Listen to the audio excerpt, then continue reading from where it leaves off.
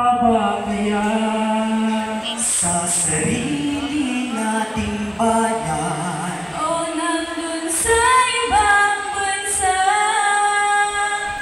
ang pag-asang inaasam. Mabuhay po kayong lahat, kami nagbibigay bugay sa Bicol nung palang buhay. Kahit mahirap ang buhay, kami tatlo ay nagbalak sa inyo ay mag-aalay. Sisipi ang naging utak, Uli kami ang kakatay. balagtasan yung diwa, subalit lang ang bigkasan. Kaya dapat bahunghasa ang dila ng paglalaban, at ang utang laging handa sa paghampas ng katwiran, kundi baka mapahiya sa gagawing baraktasan. Sabi po ni Mang Juan ay ating daw makakamit sa sarili nating bayan, kaunlarang sinasambit ang mag-abroad, laging saglat tahasan niyang ginigilin. Tutol naman si ang isang sa kaniyang binabanggit. Ang una kong tatuwagin si Mang Juan, nakul ngunit kapag nasasalig parang batang nagmamakton, ngunit siya'y naaaliw at hindi siya nabubulol. Palakpakan na po natin ang makatanggaling Bicol. Isang Pilipino, kayo manggit kaligatan na sa inyo'y bumabati buong puso't kagalangan. Tumlupang tinubuan na hindi ko iiwanan dahil ako'y paniwalang nandito ang kaunlaran. Kung naman kayo maaaring mailang nga ang pag-unlad at hindi mo makakamit pangarap mong hinahangan. Ngunit yaong iyong buhay ay magiging kalidad kung ikaw ay magsisikap at patuloy magsisipag. Dahil itong Pilipinas ay mayamang isang bansa at maraming hanap buhay. Huwag ka lamang magpapaya. Saan ka man pumaroon sa sarili nating lupa, ang sariling kaunlaray, tiyak mapapala. Kahit ako'y tumututol na ang bayan ay lisanin at ang ating kaunlaran sa iba pa hahanapin. Saan tayo maglilingkod, saan natin gagamitin yung taglay nating lakas at talinong inaangkin.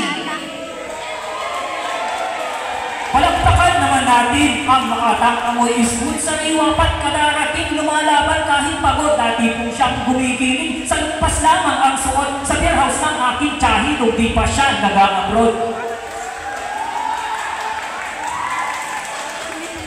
huwag po ninyong akalaing itong ating inang bayan ay hindi ko minamahal, kaya aking iniwanan. Ang totoo nga po, ako'y nagre-remit pa ng bilyar. Di katulad ni Mang Juan, wala yatang naipundar. Kung ikaw ay alipin lang noong ika'y ipanganak, hanggang ikaw ay inibig, alipin ang iyong bagsak kapag ika'y nandito lang sa ting bansang hinihiyan. Maliban lang magtusukat sa kapwa ay hindi patas. Dahil kahit anong gawin ka bubukal na lupain, baka sa iyong hinuhukay doon ka lang mapalibing. Ang pagpatak na pawis mo'y bumuhos mang walang tigil. Kung dito sa Pilipinas patuloy kang magdidibdib. Kung ako'y ginag-abroad, baka ako'y nakabaon sa utak ko. Hindi kaya'y sa hukay na nakakahon, dahil ako'y liboy lamang isang piyon sa konstruksyon at ang aking kinikita ay lapa sa minimum. Kung bansang Pilipinas ay para sa Pilipino, mayroon tayong kakayahan, may lakas, may talino. Mag-isip ka ng paraan para maging progresibo at di na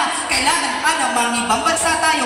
Alipin ka kung talagang ika'y hindi magsisikap at sa iyong ninagis na hindi ka na mangangarap. Kung sa ibang bansa'y alipin din ang iyong labas. Kung minsan nga masahol pa sa hayop ang iyong bagsak. Kung ika'y magsisikap at di takot na mapagod, hindi ka magugutom, palagi kang puso-puso. Suwalit kung ika'y tamagtat ang gaway kain tulog, kung saan ka napagapay, doon ka na malulunod. Kirami ng halimbawang Pilipinong nagtagumpay, nandito lang sa ating bansa, nagsumikap at nagsikay. Halimbawa si Vice Ganda, Efren Bat at Manny Pacquiao. Sila'y mga talentadong ginamit ang aking husan. Ako naman ay natutuwa nito sa aking kabarat. Plus bumanggit pa ng pangalan sa panig ko'y nagpalakas si Pacquiao at sa Carrias. Kung dito lamang nag-angas sa sarili nating bansa, baka bulsa'y butas-butas.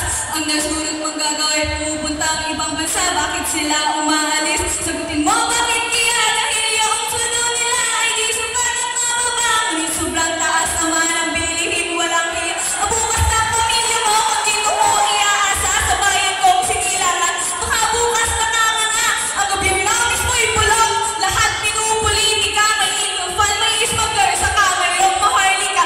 Tawid po pag sakaling hindi ko na napipigil. Ang gobyerno'y dinamay ko dahil ako'y nagigigil. Saka ako'y nagigigil, talong nagpupuyos dahil kung sino pang nagdididil ay siyang lalong sinisikil. Baka naman ma-high blood ka, lalo lamang magkasakit kung ang iyong pagmamasday ang leader na malulupit. Kasalanan mo rin naman kung ba't sila'y nanggigipit. Paano kasi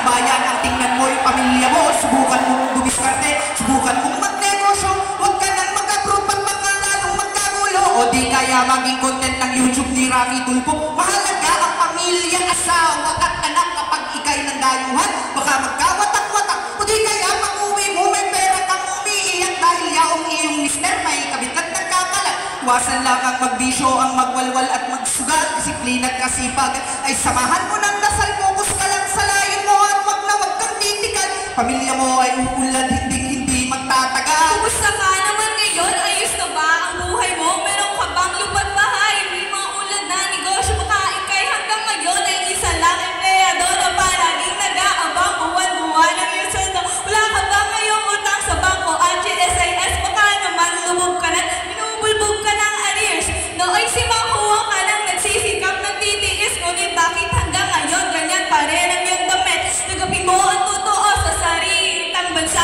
Mas maraming naghihirap, empleyado at manggagawa. Iilan yung talagang mayaman at masaga na sila. Yoko lang isilang ay dito ang kutsara. Pero namang umuulan sa sarili ng bayan. Alam mo ba sino sila?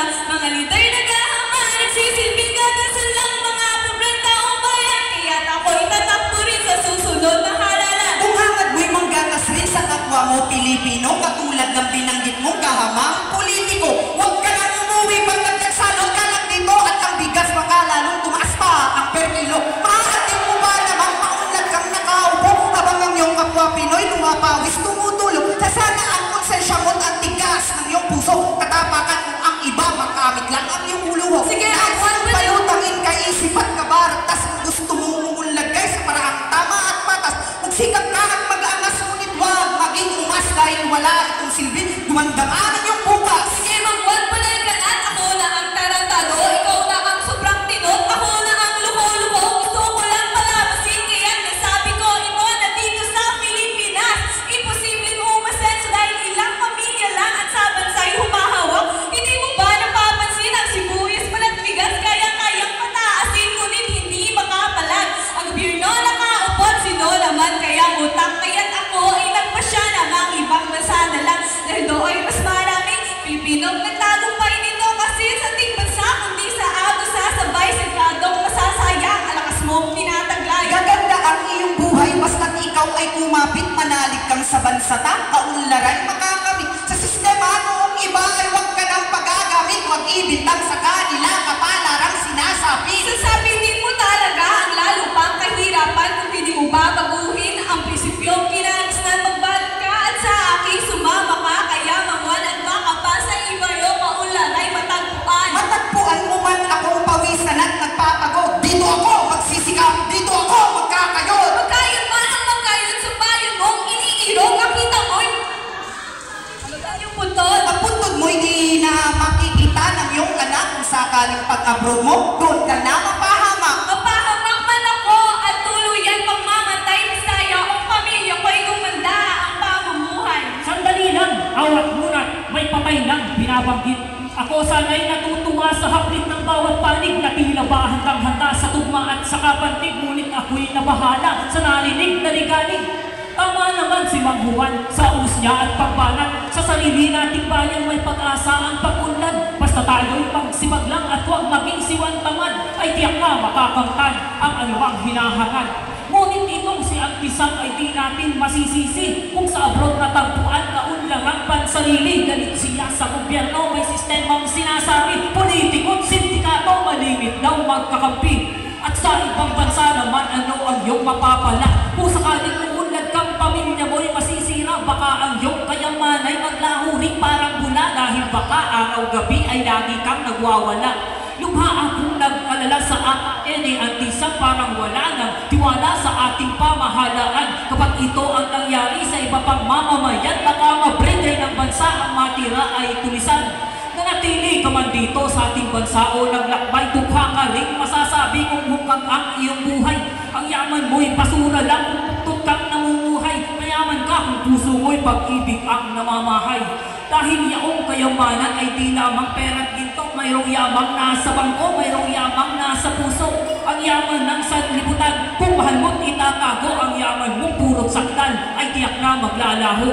Kaya yaong ating hatol, kayong dalawa'y kapwa-talo. Pagtingin niyo, sinamahan ng konsensya ang prinsipyo at sa tanang palakpakan. Dito na po nagtatapos ang makatang pagkatalo. May pag-asa pa